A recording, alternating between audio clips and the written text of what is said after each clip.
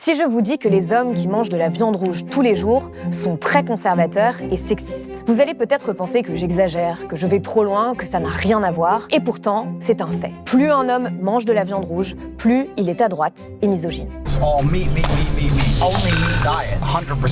C'est le résultat d'une enquête IFOP menée en 2022 auprès de plus de 2000 hommes sur leur rapport à la viande, à la politique et au genre. Elle démontre, par exemple, que 41% des consommateurs quotidiens de viande de bœuf considèrent que le travail d'un homme est de gagner de l'argent et que celui d'une femme est de s'occuper de la maison et de sa famille. Tout ceci est aussi le résultat d'un matraquage culturel, d'une construction sociale. La pop culture nous montre sans cesse des scènes, des images qui associent la virilité à la consommation de viande. Les influenceurs masculinistes sont obsédés par la viande rouge. A friend of mine, a kickboxer, started it and said, "Andrew, you have to try this. It's changed my entire world, and it's the carnivore diet." Forcément, il y a de moins en moins de gens qui mangent de la viande. Ça se peut qu'au bout d'un moment, ils aient un impact. Donc je me dis, pour chaque mec qui arrête de manger de la viande, il faut que je mange sa part. Les publicités ont longtemps mis en avant cette idée que les animaux et les femmes existent simplement pour combler l'appétit des hommes. Beaucoup de pubs pour de la viande affichent des femmes en sous-vêtements, comme si la libido masculine et l'amour du steak allaient de pair. Comme si le corps féminin était une viande comme une autre à goûter. Mais pourquoi est-ce que tu m'as mordu? Mais regarde ce que tu as fait! Oh, mais qu'est-ce qui te... Charal, la viande devrait toujours être aussi bonne que ça. Pourtant, parler du lien entre consommation de viande et virilité dans le débat public, c'est s'exposer à tout le cyberharcèlement possible et imaginable. C'est ce qu'a vécu notamment Sandrine Rousseau pour avoir dit cette simple phrase. Il faut changer de mentalité pour que manger une entrecôte cuite sur un barbecue ne soit plus un symbole de virilité. J'ai reçu des centaines de photos d'hommes qui se prenaient en photo devant leur barbecue, et merci, vous savez tous faire le barbecue, j'en suis ravie, c'est très bien. La question en fait, c'est pourquoi individuellement se sont-ils sentis attaqués alors que ce que je dénonçais, c'était une structure sociale, un rapport social, un rapport de domination. Et pourquoi en font-ils quelque chose d'identitaire en fait? N'est-il pas temps de briser ce tabou, alors que les hommes consomment 2 fois plus de viande rouge que les femmes, que la consommation de viande est le principal responsable des émissions de gaz à effet de serre liées à l'alimentation, et que la souffrance animale est devenue une préoccupation majeure dans notre société. Dans son nouveau livre « Tu seras carnivore, mon fils », Amanda Castillo montre comment l'oppression des femmes et des animaux sont liées, mais aussi comment le patriarcat animalise les femmes pour mieux les consommer. Aujourd'hui, nous allons donc explorer ce sujet ensemble. Quels sont les liens entre le sexisme et le carnisme? En quoi la consommation de viande s'inscrit dans un système de domination masculine? Comment repenser nos habitudes alimentaires pour changer notre société? Réponse dans cet entretien Blast avec Amanda Castillo.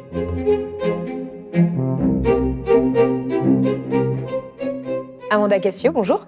Bonjour Paloma. Merci d'être venue sur le plateau de Blast. Merci à vous de m'avoir invitée. Alors, vous êtes journaliste et autrice suisse. Vous avez écrit « Et si les femmes avaient le droit de vieillir comme les hommes », publié en 2023. C'est un essai qui dénonce l'obsolescence socialement programmée des femmes.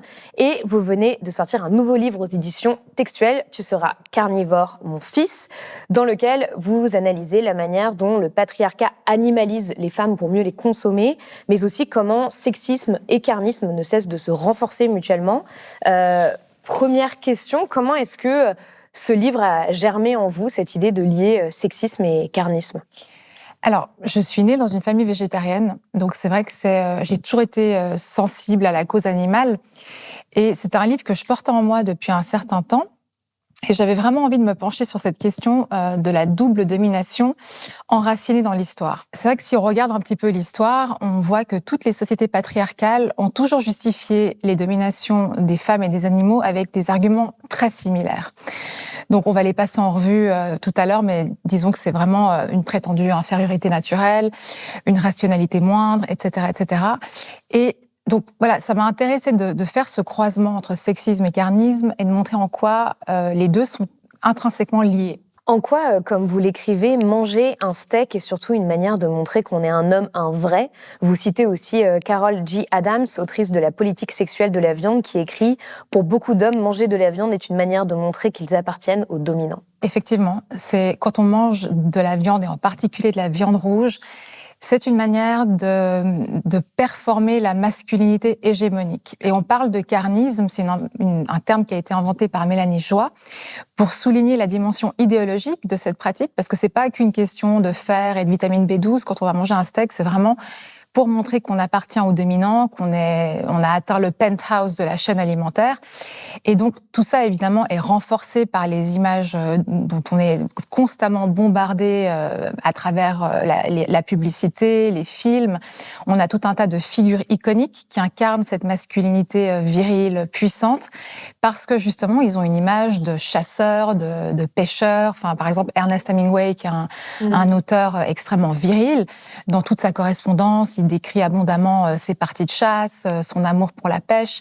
Et ensuite, tout ça infuse dans la culture. Moi, j'ai beaucoup de parents qui me disent, parce que j'élève ma fille, bien évidemment, végétarienne, ils me disent, mais c'est magnifique, mais dans mon cas, c'est pas possible parce que mon fils est un vrai petit mec. Ouais. Donc, il doit manger de la viande.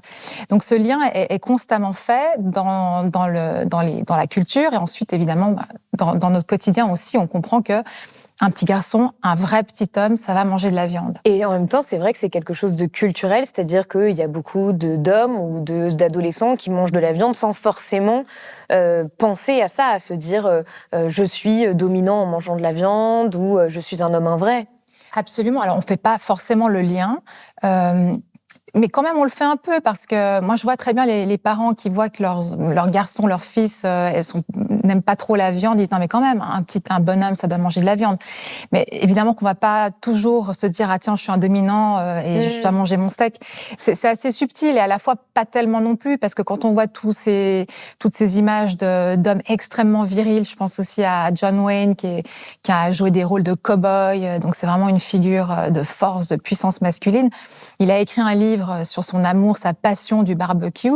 Et dans la 4e de couverture, on lit, voilà, donc c'est un livre pour les amateurs de bonne viande, mais surtout pour faire de vous l'homme ultime. Donc c'est très clair, en fait, ce lien est constamment fait dans la culture et il est incarné par des figures iconiques aussi. Vous notez d'ailleurs que justement, la grande majorité des hommes connus, au-delà des figures iconiques, mais des hommes connus même en France ou aux États-Unis, qui incarnent une certaine masculinité toxique, sont toujours des viandards qui le revendiquent. Et c'est le cas par exemple de Andrew Tate, qui est un influenceur masculiniste qui a été inculpé pour viol, proxénétisme et trafic d'êtres humains, et qui fait la promotion du carnivore diet, par exemple. Alors tout à fait, c'est un très bon exemple, Andrew Tate. Donc carnivore diet, c'est-à-dire on ne mange rien d'autre que de la viande. Alors après, c'est vrai que quand j'écrivais mon livre, je me suis dit, tiens, je vais regarder qui sont les hommes actuellement accusés de violences sexistes et sexuelles, d'agression. Donc j'ai regardé qui étaient à ce moment-là, donc il y avait Gérard Depardieu, il y avait Sébastien Coé, il y avait Bec Bédé. Et je me suis dit, est-ce qu'il y a un lien avec la viande ? Et à chaque fois, j'ai trouvé un lien. Par exemple, Depardieu, c'est quelqu'un qui dit, s'il n'avait pas été acteur, son rêve, les petits garçons rêvent d'aller sur la Lune, d'être astronaute. Lui, son rêve, c'était d'être boucher. Donc, il voulait enfourner des petits cochons. Et d'ailleurs, il dit, j'adore. Enfin, il a tout un truc autour de la viande. Ensuite, Sébastien Coé aussi. Donc, il a créé le Coé Burger avec la marque Quick. Et Bec Bédé, donc, il a beaucoup donné d'interviews à un magazine qui n'existe plus, mais qui s'appelait Beef. Donc, ça proposait de ramener les hommes dans la cuisine grâce à la viande.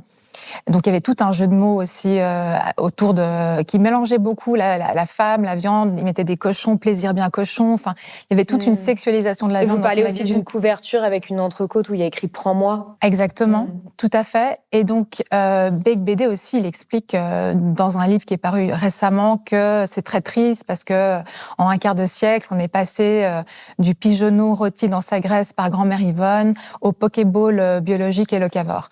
Donc c'est aussi, voilà, effectivement, ce sont des hommes viandards et en même temps, on constate que il y a une forme de prédation dans leur manière d'être avec les femmes. Alors, on va y arriver, mais avant, je voulais aussi justement parler continuer sur ce lien entre la virilité et le fait de manger de la viande. Donc, vous l'avez dit, vos parents sont végétariens, vous avez grandi en ne mangeant pas de viande, vous n'en avez jamais mangé de votre vie, ce qui est quand même très très rare, il faut le dire.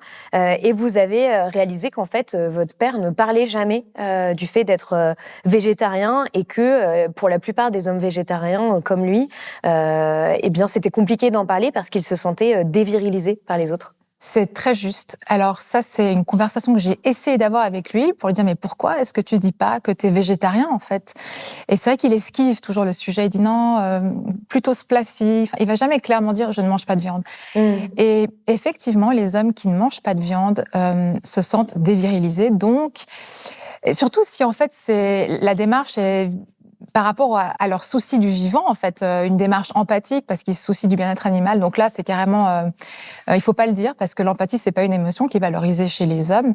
Donc ils vont trouver d'autres alternatives, dire voilà, c'est peut-être un challenge ou pour des raisons philosophiques ou des raisons de santé, mais jamais clairement pour ce qui, mon père, c'est clairement parce qu'il a pas envie de tuer des animaux. Ça, il le dira jamais. Et c'est assez frappant d'ailleurs parce que vous notez l'exemple d'un petit garçon de 6 ans dans la classe de votre fille qui préfère dire qu'il est allergique à la viande. Exactement. Alors, c'est un petit garçon qui est végétarien, mais il va jamais le dire. Il va dire non, je suis juste allergique. Et en fait, déjà à son âge, ce que je trouve incroyable, c'est qu'il est très jeune. Il a déjà compris en expliquant qu'il a de l'empathie vis-à-vis des animaux qui terminent dans nos assiettes, qu'il a compris. Il n'est pas dans l'abstraction parce que souvent les enfants ne réalisent pas. Donc lui, il a compris que oui, c'est ce que vous dites au début du livre, c'est-à-dire qu'il y a beaucoup d'enfants qui, en fait, finalement, en voyant un nugget, oublient complètement que c'était un poulet, et puis c'est pas forcément une information qui leur est donnée de façon très claire. Exactement. Et alors, il y a même une étude qui est sortie qui expliquait que la plupart sont persuadés de manger des légumes, alors qu'ils ont un animal dans l'assiette. Et alors, les parents, évidemment, renforcent ça parce qu'ils veulent pas que l'enfant s'aperçoive qu'il est en train de manger Peppa Pig avec ses œufs brouillés. Donc, il y a toute une abstraction qui est faite autour de cet aliment qui est, en fait, un animal qu'on encourage l'enfant à caresser quand on va visiter une ferme. Donc, c'est pour éviter cette... Ils sont très mal à l'aise, les enfants, quand ils le comprennent. Donc, cet enfant l'a compris. Il refuse de manger de la viande. Les parents acceptent, étonnamment. En tout cas, respectent son choix, ce qui n'est pas toujours le cas, d'ailleurs, pour des raisons, justement, on veut que son fils soit un vrai petit mec, mais là, c'est une famille assez progressiste. Mais il a aussi compris qu'il risque d'être stigmatisé par ses petits camarades s'il explique que, il veut pas faire du mal aux animaux. Donc, il le dit pas. Et d'ailleurs, vous soulignez le fait justement que le message que renvoie souvent à la société, c'est qu'un végétarien est un sous-homme. Et il y a une nouvelle insulte qui émerge de plus en plus depuis quelques années chez les influenceurs d'extrême droite qui parlent d'homme soja. Donc on est bien là, quoi. Exactement. Alors, homme soja, c'est très intéressant et c'est vrai que ça renvoie... c'est vrai que l'amour de la viande s'accompagne très souvent d'un mépris vis-à-vis des aliments à base de plantes, du tofu, des légumes. D'ailleurs, on dit d'une personne qui est dans le coma, on dit que c'est un légume, c'est un état végétatif. Et je trouve très étonnant de percevoir les plantes comme ça parce que finalement, on a découvert tout un tas de choses hyper intéressantes sur les plantes. Elles communiquent entre elles par des composés chimiques gazeux. Donc, en fait, elles sont tout sauf inertes et passives. Mais c'est vrai que on a cette image extrêmement péjorative des plantes. C'est vrai qu'on entend souvent de la part de personnes qui aiment beaucoup la viande, quand on leur propose des légumes, qui peuvent dire c'est même pas de la vraie nourriture, quoi. C'est de la nourriture de lapin, ça nourrit pas. Et on pense aussi que ça nous affaiblit. Il y a cette croyance alors qu'on a tout un tas de sportifs de haut niveau qui ont une masse musculaire impressionnante, qui sont véganes, mais on pense que ça va nous affaiblir. On n'est pas capable de développer une force physique si on ne prend pas de la protéine animale. Alors vous citez une enquête IFOP de 2022 sur les rapports au genre et à la politique des amateurs de viande, qui a interrogé 2000 hommes représentatifs de la société française, qui est assez édifiante. Elle montre qu'un régime hyper carné va souvent de pair avec une vision ultra conservatrice de la société. Par exemple, les hommes qui revendiquent le plus fièrement ce statut de très viandard, donc 18% présentent un profil très à droite, donc souvent proche du Rassemblement national ou du parti Reconquête. On y apprend aussi que les gros consommateurs de viande adhèrent beaucoup plus aux stéréotypes sexistes et sont beaucoup plus tolérants envers les violences sexistes et sexuelles. Ils ont une conception beaucoup plus traditionniste de la famille. Ils adhèrent pour beaucoup à la culture du viol.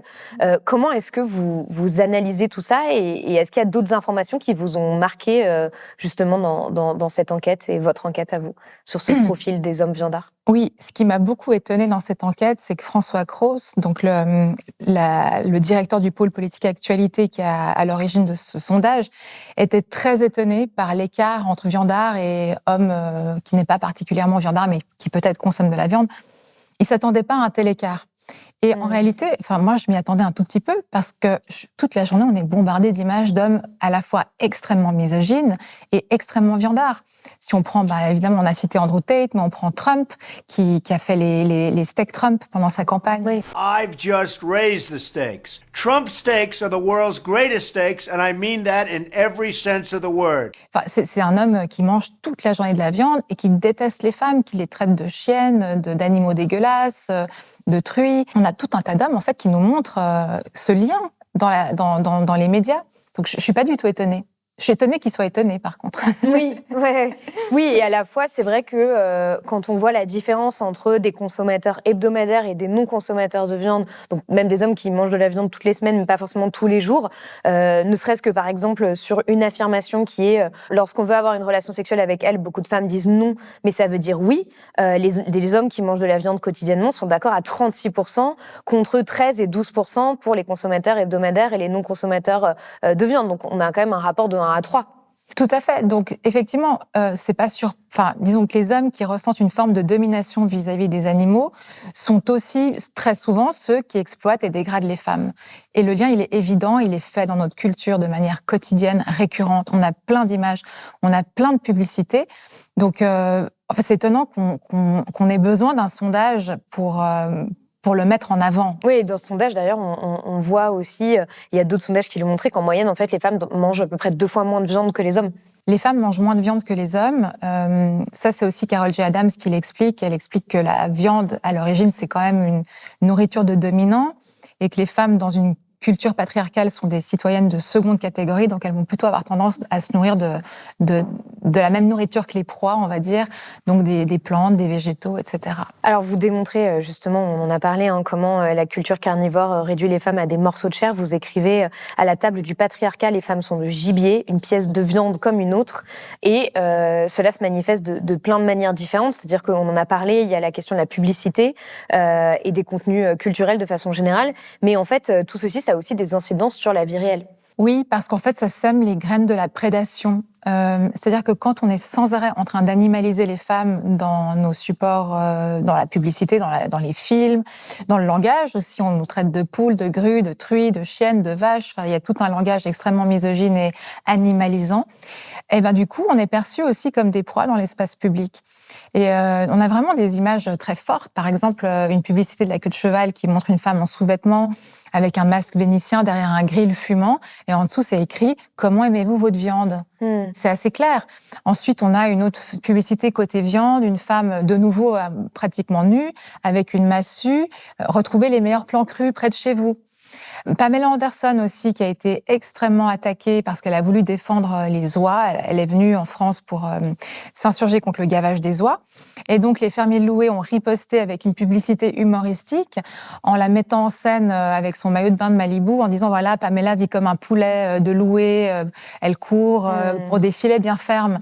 Donc voilà, on ramène toujours la femme à un état d'animal, et comme l'animal n'a quasiment aucun statut dans notre société, du coup, c'est très facile de brutaliser par la suite les femmes qui sont constamment animalisées dans notre culture. Et il y a aussi, justement, les hommes qui brutalisent les femmes s'animalisent aussi, paradoxalement, parce que on a, par exemple, l'affaire de la Manada. Donc, c'était 5 Sévillans entre 27 et 29 ans qui avaient prévu de partir au fait de Pampelune pour, en fait, faire un viol collectif. C'était prévu depuis le début. Ils ont violé une jeune femme de 18 ans. Ils l'ont filmé.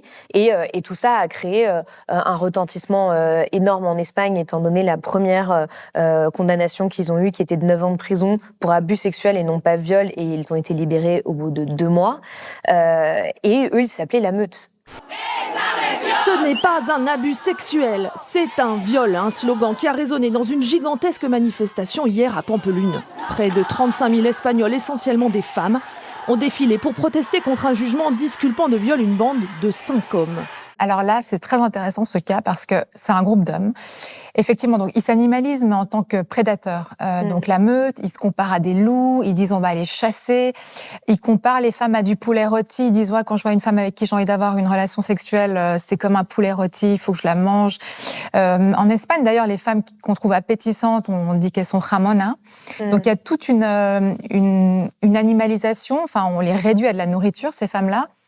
Et donc ces hommes en fait partent en chasse en fait. Et bon, alors par contre ils sont pas très courageux parce qu'ils s'attaquent à des femmes soit ivres, soit ils emportent de la drogue dans leur bagage pour soumettre chimiquement leur proie. Et ensuite effectivement le viol en réunion a été filmé, il a été partagé sur le groupe. Ça a été vraiment une affaire assez, qui a heureusement abouti à un dénouement heureux puisque la loi espagnole a changé Donc on a décidé que le consentement devait être donné par la victime. Mais il a fallu une grosse mobilisation de la population espagnole pour que la loi change finalement. Et pour que le verdict aussi soit annulé et les faits requalifiés en viol en réunion avec justement 15 ans de prison ferme pour chacun. Absolument. Il y a un autre exemple que vous citez qui m'a beaucoup marqué, c'est les débats qui à un moment ont animé Internet, qui montrent que en fait la grande majorité des femmes préfèrent être coincées en forêt seule avec un ours plutôt qu'un homme. Man is scary. With a bear. 100% a bear, which is like terrifying to say, but... Alors quand j'étais en train d'écrire, justement tout à coup je vois qu'il y avait une question qui agitait Internet partout. Est-ce que vous voulez être en forêt avec un ours ou un homme? Et toutes les femmes répondent un ours. Et alors les hommes se sont beaucoup fâchés en nous accusant qu'on était misandres, etc. Mais elles expliquent très simplement, elles disent en fait l'ours, il attaque que s'il a une bonne raison, que s'il se sent menacé. Et si je me fais attaquer par un ours, on va me croire. Alors que si je me fais attaquer par un homme, on va pas me croire, on va me dire mais à quelle heure, t'es habillée comment, est-ce que tu l'as aguiché? Et donc, et en fait, curieusement aussi, les rares hommes qui se sont prononcés en faveur de l'ours sont des pères de famille qui ont des filles, qui ont dit mais oui, je vis en Alaska avec un ours, je peux apprendre à mes filles les techniques pour que l'ours la laisse tranquille. Par contre, avec un homme, c'est pas possible. Et d'ailleurs, vous le rappelez, une femme est tuée par un proche toutes les 10 minutes dans le monde et il y a 85 000 femmes et filles qui ont été tuées en 2023, alors que je crois que le nombre de personnes tuées par un ours durant la même année se représente sur 50 ou 100 personnes, même moins. Ouais, je crois que c'était une cinquantaine. Voilà, exactement. Que vous donniez. Ouais. C'était vraiment dérisoire et je me suis souvenue de ce poster que j'avais vu, je sais plus où il y avait un immense requin et un nageur à côté et c'était écrit « Voici l'animal le plus dangereux ». Et à côté nage un requin. Et c'est vrai que c'est évidemment qu'on est qu'un homme est beaucoup plus dangereux qu'un ours. Et ce qui est assez étonnant, c'est ce que vous montrez sur les travaux de recherche en psychologie sociale qui montrent que les hommes qui associent les femmes à des objets ou des animaux sont davantage susceptibles de les agresser sexuellement. Et ce qui est d'autant plus frappant, c'est que par exemple dans les vêtements pour enfants, vous le notez, les garçons portent des prédateurs et les filles des proies. Je m'en suis rendu compte parce que je cherchais un pull avec un dinosaure pour ma fille et j'en ai trouvé aucun au rayon filles. Et j'ai commencé à regarder les motifs. Et c'est vrai que les petits garçons portent des tigres, des requins, des loups, des dinosaures, des tyrannosaures rex. Et les petites filles portent des hamsters, des chatons, des papillons, des lamas. Donc en fait, on habille les filles en proie et on habille les petits garçons en prédateurs. Déjà très tôt, ça commence déjà là. Alors maintenant, je peux plus m'empêcher de remarquer les motifs. C'est vrai que c'est assez frappant. Ouais, et il y a beaucoup de femmes derrière, justement, qui se sentent comme des animaux en cage, comme des morceaux de viande. Vous citez aussi la princesse Diana qui disait qu'elle était la jument des Windsor. Ça a aussi des conséquences, en fait, dans la vie adulte, quoi. Les femmes sont pas dupes. Elles utilisent très souvent la métaphore de voilà, je suis qu'un morceau de viande, je me sens comme de la viande. On a le mannequin Emilie Ratajkowski qui a dit voilà, à 16 ans, un magazine a mis une photo de moi comme saveur du mois. Donc voilà, elle a quitté l'industrie des films parce qu'elle se sentait comme un morceau de viande. C'est vrai que ça revient très souvent dans le discours des femmes. Après, beaucoup de femmes diront mais je mange de la viande aussi. Donc c'est marrant, elles font pas le lien. Il manque un petit lien, se rendre compte qu'on fait partie du système. À partir du moment où on mange de la viande, on participe quelque part aussi à ce système-là qui nous opprime. Alors justement, chaque jour en France, 3,2 millions d'animaux sont tués pour leur viande, selon L214, ce sont les chiffres de 2022. Et en France, depuis les années 2000, la consommation totale de viande continue d'augmenter, mais la consommation par habitant stagne globalement depuis 2010, alors qu'il faudrait qu'elle soit divisée par 2 pour respecter nos objectifs climatiques. L'immense majorité de la viande consommée provient d'élevages intensifs et paradoxalement, l'immense majorité des Français se disent contre les élevages et soucieux du bien-être animal. C'est ce que vous appelez le paradoxe de la viande, que vous mettez en relation avec ce que vous appelez le paradoxe de la femme. Est-ce que vous pouvez l'expliquer ? Le paradoxe de la viande, donc, c'est un concept qui est étudié en psychologie. Et je me suis dit, tiens, est-ce qu'il n'y aurait pas aussi un paradoxe de la femme ? Parce que quand on demande aux gens, est-ce que vous êtes pour l'égalité ? Est-ce que vous êtes choqués par les violences sexistes et sexuelles ? Quasiment tout le monde répond oui. Évidemment qu'on est très choqués, évidemment qu'on veut que les femmes soient payées de la même manière que les hommes. Et donc ça devrait se traduire clairement dans les votations.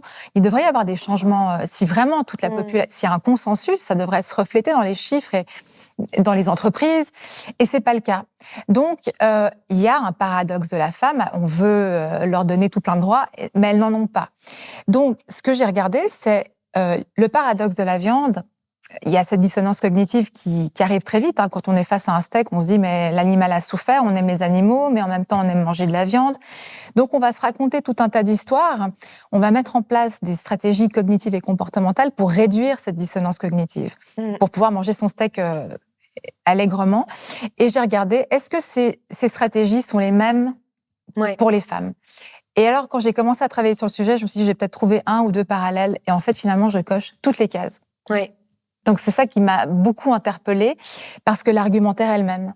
D'ailleurs, justement, donc dans ces stratégies pour s'aveugler, vous notez l'abstraction, le dénigrement, la distinction entre des catégories de femmes ou d'animaux, mais aussi l'idée que les animaux et les femmes ne souffrent pas, contrairement aux hommes et aux carnivores, si je résume rapidement. Je vous propose qu'on les passe en revue parce qu'ils sont tous assez éclairants, peut-être en commençant par justement cette question de l'abstraction, de se dire que voilà, il y a une sorte de distanciation psychologique avec les violences qui peuvent être faites aux animaux ou aux femmes, en quelque sorte. Alors, l'abstraction, c'est très intéressant. Bon, pour la viande, on est vraiment dans l'abstraction. C'est-à-dire que, d'une part, on va pas vouloir s'informer, on va pas regarder les vidéos qui parlent de l'élevage intensif, parce que, très franchement, je pense que ça couperait l'appétit du carnivore le plus enthousiaste.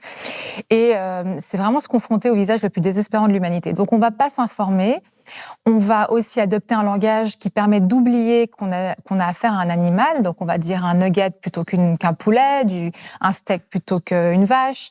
Donc, il y a une distanciation psychologique avec le langage. Finalement, on a tout un vocabulaire et une manière de faire qui permet d'oublier que quelque chose a été quelqu'un.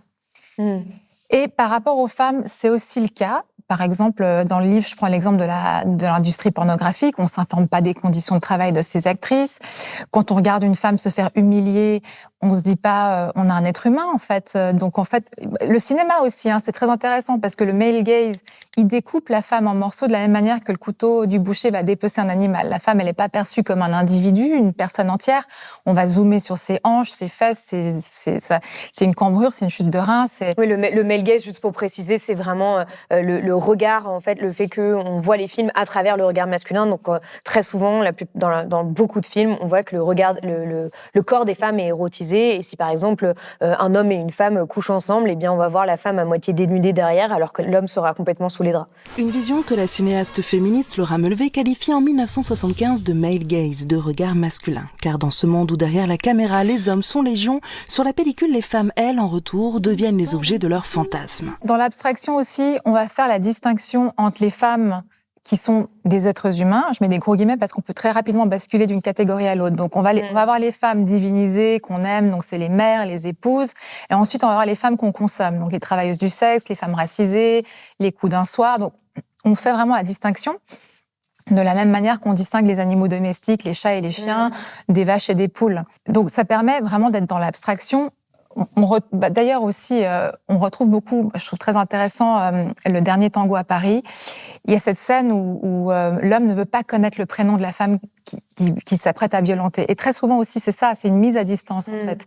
Ne pas savoir, ne pas s'intéresser, ne pas créer de connexion. À partir du moment où on fait une connexion, on peut plus déshumaniser l'autre. Isil Lebesco, qui a écrit ses mémoires, a une phrase très juste pour parler du cinéma de Benoît Jacot, qui lui-même parle de ces actrices, il dit que ce sont des génisses, et donc elle explique que quand il filmait ces actrices, il démantelait entièrement les femmes, dans son esprit, c'était des fragments de corps.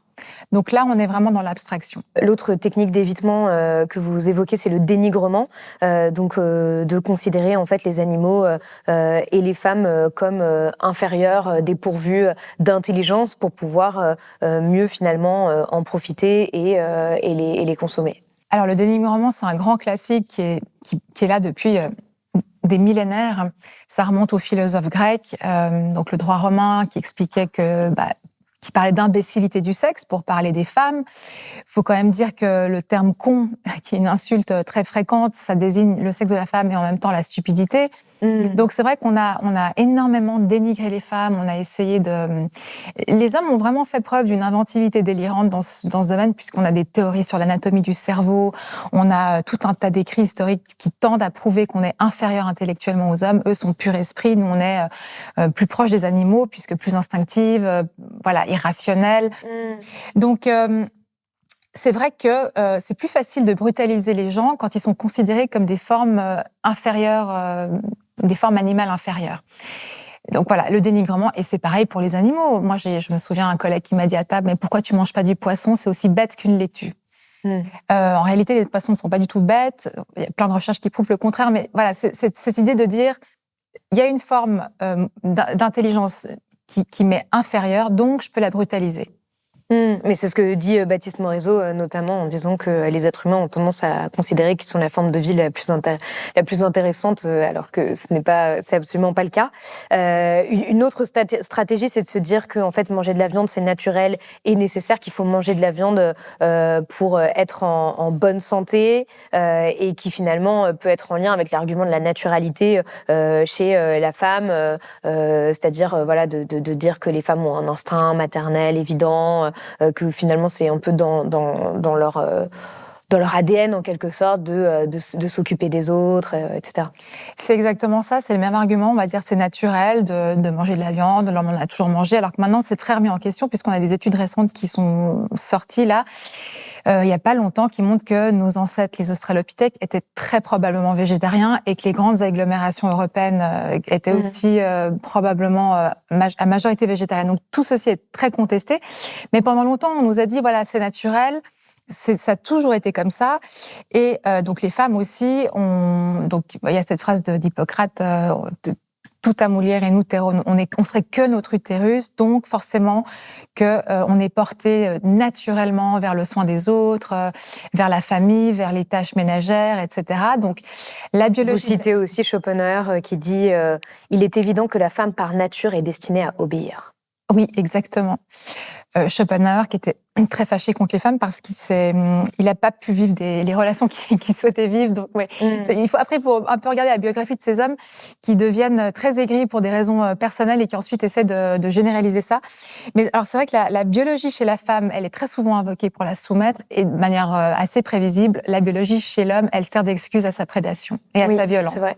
Et vous le dites d'ailleurs justement dans cette partie-là que tout ça et je pense que personne n'en est complètement dupe, mais a évidemment un lien immense avec le capitalisme, et qu'il y a une industrie de la viande, un certain nombre de multinationales qui perdraient des sommes considérables si l'humanité décidait simplement même de juste faire un jour sans viande par semaine ou de manger moins de viande, et qui vont en fait alimenter tous ces stéréotypes, toutes ces fausses informations, notamment aussi, et je pense au lobby de la viande interbev ou d'autres, de dire dès le plus jeune âge aux enfants, même au salon de l'agriculture ou dans les classes, il faut manger de la viande pour être en bonne santé. C'est naturel de manger de la viande pour l'homme, quoi. Oui, alors il y a des intérêts économiques énormes. C'est sûr qu'en fait, alors ils disent c'est nécessaire. En fait, c'est surtout nécessaire pour eux, cette nécessité qu'on nous sert à toutes les sauces. En réalité, moi, j'en ai jamais mangé de viande, je fonctionne très bien. Mais c'est exactement ça. En fait, déjà, il y a des ateliers ludiques pour des enfants entre 5 et 10 ans pour leur expliquer à quel point la viande, c'est super. Et c'est drôle parce qu'il y a eu un micro-trottoir. On a interviewé une petite fille qui était une fille d'éleveur. Elle expliquait que les vaches, c'est ses animaux préférés. Et donc, Guillaume Meurice, le journaliste, lui demande, mais tu manges des vaches? Elle dit, oui, non, mais seulement celles des voisins. Est-ce que t'aimes bien la viande? Oui. Bon, est-ce que t'aimes bien les animaux? Oui. C'est quoi tes animaux préférés? Les vaches. Bah, tu les aimes vivantes ou mortes alors? Vivantes. Mais tu les manges quand même? Oui, parce que la viande c'est très bon. Bah oui, mais si t'aimes bien les vaches, c'est pas un peu triste de les tuer? Ah non, mais celles qui sont gentilles avec moi, je les tue pas. Ah, faut qu'elles soient gentilles. Je mange la viande des voisins. En fait, les enfants sont aussi très mal à l'aise par rapport à ça. Donc, on cherche plein de techniques pour être dans l'abstraction, pour pour faire avec. Mais oui, il y a des intérêts, des enjeux économiques immenses, bien évidemment. Et ce sont des industries qui pèsent des milliards. Et effectivement, si l'humanité commence à réduire sa viande, c'est très problématique pour ces groupes-là.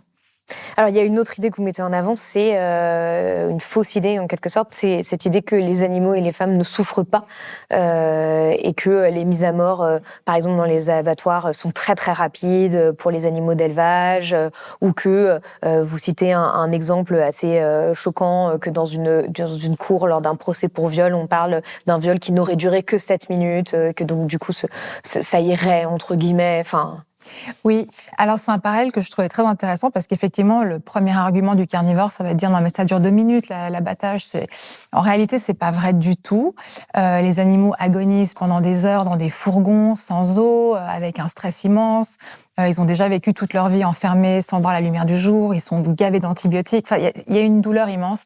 Mais ensuite, il y a aussi le fait que l'abattage ne peut pas durer 30 secondes parce qu'en fait, l'animal risque d'être trop mort. Donc, le sang ne circule pas. Donc, la viande ne sera pas bonne. Enfin, il y a toute une... Donc, ils sont pas vraiment étourdis, en fait. Ils sont à moitié conscients quand on les tue. Parfois, on les tue pas très bien. Enfin, c'est pas du tout rapide. Et donc... ce que j'ai trouvé d'intéressant, c'est de montrer que, s'agissant des femmes, en fait, très souvent, en fait, le corps médical n'entend pas leur douleur. On nous donne des antidouleurs, on met beaucoup plus de temps à prendre en charge la douleur des femmes. Je donne l'exemple d'une amie, par exemple, qui n'a jamais été entendue pour son endométriose, qui a dû emprunter des antidouleurs à son petit ami. Et ça, c'est quelque chose d'assez classique. Et effectivement, il y a cette histoire donc c'est une histoire qui est remontée jusqu'au tribunal fédéral en Suisse, où on a estimé qu'un viol qui n'avait duré que 11 minutes n'était pas si grave que ça dans le fond, parce que voilà, 11 minutes après tout, qu'est-ce que c'est qu'un petit quart d'heure? Et donc, c'est ce qu'on dit sur les animaux, oui, mais bon, un petit quart d'heure. Donc voilà, il y a vraiment un parallèle assez dérangeant. Oui, surtout que ce soit 5 minutes ou 11 minutes de viol, il y a... En fait, c'est une mort d'une partie de la femme qui est violée, et même si ça dure 30 secondes, c'est pas la question. Exactement. Alors malheureusement, pour les animaux, c'est différent parce qu'ils meurent effectivement après, mais ils ont aussi le droit à une forme de dignité, ou peut-être même à ne pas mourir d'ailleurs.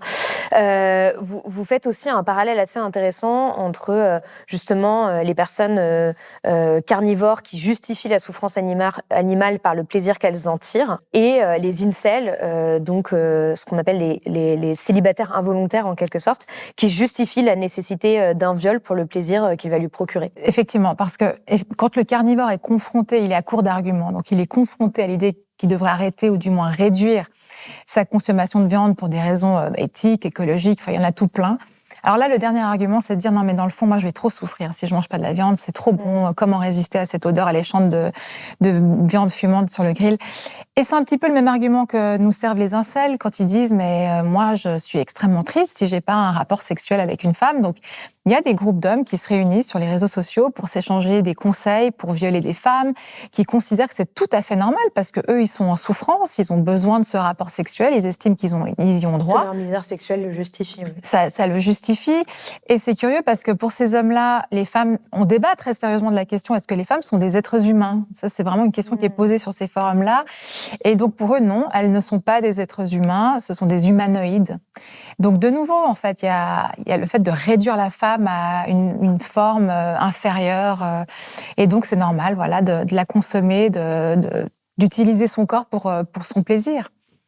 Et vous faites le parallèle, d'ailleurs, justement, entre les incels qui en veulent aux féministes de montrer une certaine réalité, et de la même manière, les carnivores peuvent en vouloir aux écolos ou aux personnes végétariennes parce qu'elles les mettent aussi devant une certaine réalité. Je pense que beaucoup de personnes qui ne mangent pas de viande se sont déjà retrouvées dans cette situation de parfois même ne rien dire, juste dire bah moi je vais pas manger de viande avec vous ce soir à un dîner, et parfois se retrouver face à des personnes qui vont les interpeller alors qu'elles n'ont rien demandé à personne, elles sont juste pas en train de manger de viande, et s'énerver en disant mais pourquoi tu manges pas de viande, fais comme nous.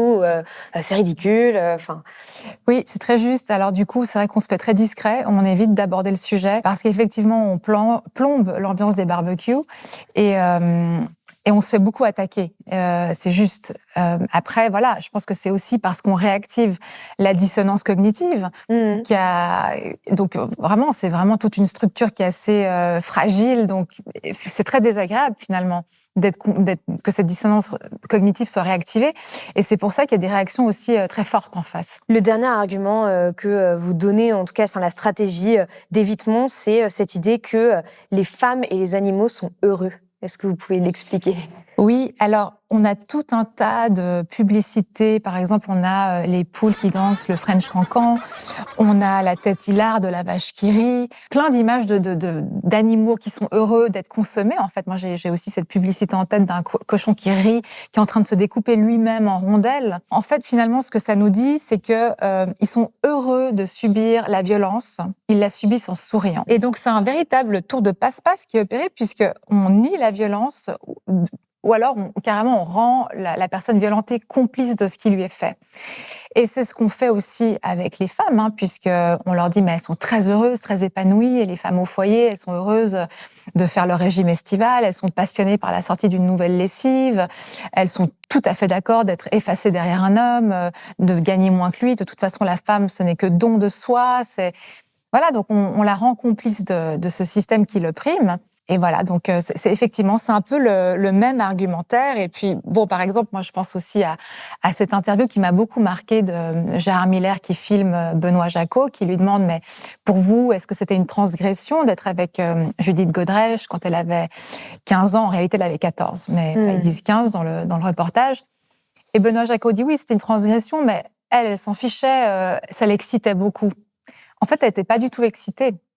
Mais de nouveau, voilà, c'est cet argument de dire, mais les femmes sont très heureuses d'être violées, brutalisées, violentées, exploitées. Elles aiment ça. Oui, c'est ce qu'elle a dit d'ailleurs quand elle a porté plainte contre Benoît Jacot pour viol en février 2024. Je peux pas vous dire parce que moi je n'ai jamais été attirée par Benoît Jacot, mais je me suis retrouvée avec lui et je me suis retrouvée dans son lit et je me suis retrouvée être sa femme, sa petite femme, son enfant femme. Son objet sexuel. Voilà. Ce que vous disiez aussi sur le fait que les femmes sont heureuses de cette oppression, ça me fait penser à beaucoup de pubs des années 50, 60, où on voit des femmes tout en joie dans leur cuisine, avec un nouveau produit, etc. Et en fait, on voit que c'est quand même quelque chose qui se prolonge en quelque sorte avec les années. C'est plus insidieux aujourd'hui, mais dès qu'il y a des pubs pour des produits ménagers ou autres, c'est toujours une femme qui a l'air d'être tellement heureuse d'avoir une nouvelle eau de Javel, alors que, enfin, je pense qu'il n'y a aucune femme qui est heureuse d'avoir une nouvelle eau de Javel, par exemple, pour nettoyer son sol. Il y a quand même des choses plus exaltantes dans la vie. Oui. Les lingettes 3D super épaisses attrapent et retiennent de façon incroyable, même ses poils. Waouh, je suis scotchée. Vous écrivez à la fin que finalement votre livre vous mène vers une sorte d'impasse, puisque le sexisme, aussi bien que le carnisme, perdure, persiste, s'accroche en fait. Vraiment, c'est assez frappant de s'en rendre compte avec le recul. Comment est-ce que vous imaginez sortir de cette impasse-là collectivement, justement? Parce que vous esquissez quelques pistes, malgré tout. J'esquisse quelques pistes. En fait, bon, je me rends compte que toutes ces barrières, toutes ces stratégies cognitives et comportementales qu'on a érigées font qu'en fait, on n'y arrive pas. Et quand j'entends Antonio Guterres à l'ONU dire, voilà, on atteindra peut-être l'égalité homme-femme dans 300 ans, je me dis, est-ce qu'on peut attendre encore 300 ans? Que faire, en fin de compte? Et finalement, je me suis dit, mais dans le fond, ce qui opprime les femmes, c'est pas que le système masculin, c'est aussi la réponse qu'on y apporte, nous. Donc, je rejoins beaucoup Virginie Despentes quand elle dit « on se lève et on se casse ». Et c'est vrai que je constate aussi qu'il y a vraiment ce mouvement-là actuellement dans la société, beaucoup de femmes qui se lèvent et qui se cassent. On le voit dans la chute de la natalité. Et c'est aussi pour ça qu'on est beaucoup attaqué sur le droit à l'avortement, parce que y a une vraie crise démographique. Enfin, les femmes ne font plus d'enfants. Donc en fait, il y a beaucoup de femmes, par exemple, qui se réunissent dans des villages où elles excluent les hommes en Afrique. On a en Corée du Sud ce mouvement 4B qui refuse les relations hétérosexuelles, le mariage, les enfants. Donc ça essaime un peu partout dans le monde. Et qui a influencé aussi un mouvement similaire aux États-Unis, d'ailleurs. Exactement, depuis l'élection de Trump. Et en fait, ce que ça dit très clairement, c'est que le sexisme, qui a toujours été présenté comme un problème exclusivement féminin, est en train de devenir le problème aussi des hommes, puisqu'on est en train de faire sécession. Donc, à un moment donné, il va falloir changer, puisque les femmes sont en train de se lever et de dire stop. On ne peut plus cohabiter de cette façon-là. Et pour moi, c'est ça la réponse. Et ce que je dis, en fait, j'ai un petit espoir en me disant que les grands changements sociétaux, on n'a pas besoin de convaincre 100% de la population, ni même 50%. Il faut une petite minorité, mais très active, très engagée, de l'ordre de 16%. Et voilà, donc c'est des espèces d'oiseaux rares comme ça qui vont diffuser leurs idées, et ça essaie, mais ça encourage d'autres femmes à en faire de même, et ça peut aboutir à un point de bascule et à un changement durable. Mais c'est pour ça que les femmes vraiment doivent déjà prendre conscience de leur misogynie intériorisée, parce que beaucoup adhèrent à ce système sans en avoir conscience, et ensuite se mobiliser. Vous citez d'ailleurs Anaïs Nin qui dit « Quelle erreur pour une femme d'attendre que l'homme construise le monde qu'elle veut au lieu de le créer elle-même ». Et je trouve que c'est assez fort les exemples que vous donnez aussi sur justement toutes ces femmes qui s'encouragent aussi à ne plus mettre les hommes au centre de leurs existences, au centre de leur vie. Et en même temps, ce qui est intéressant, c'est qu'à la fin, vous terminez par « En brisant le tabou de la viande, nous ouvrons la voie à l'émancipation des femmes ». Est-ce que vous pensez vraiment que, justement, d'une certaine manière, l'émancipation des animaux ne pourra pas se faire sans celle des femmes ou inversement ? Je le pense. D'ailleurs, je dis que c'est très dommage que les animaux ne puissent pas se lever et se casser. Hélas, ils sont prisonniers. Mais je pense sincèrement qu'en réfléchissant à la viande, en se rendant compte que ce système opprime à la fois les femmes et les animaux, on va pouvoir vraiment progresser. Est-ce qu'il y a une dernière chose que vous aimeriez partager, justement, pour... J'encourage les femmes à passer dans leur camp, en fait. Quand je vois que Trump a été élu beaucoup par des femmes, je pense que vraiment, on doit réfléchir à qui... On a le droit de vote maintenant, donc il faut bien réfléchir pour qui on vote et voter pour son propre camp. Il y a une dimension politique. Il faut vraiment ne pas délaisser ce terrain-là. Merci beaucoup, Amanda Cassio. Merci 1000 fois, Paloma. C'est la fin de cet entretien, j'espère qu'il vous a permis de mieux comprendre les liens entre sexisme et carnisme. Je vous mets, comme toujours, des liens en description pour aller plus loin. N'oubliez pas que Blast est un média indépendant, nous n'existons que grâce aux dons et aux abonnements. Vous pouvez nous soutenir sur blast-info.fr. À très vite sur Blast.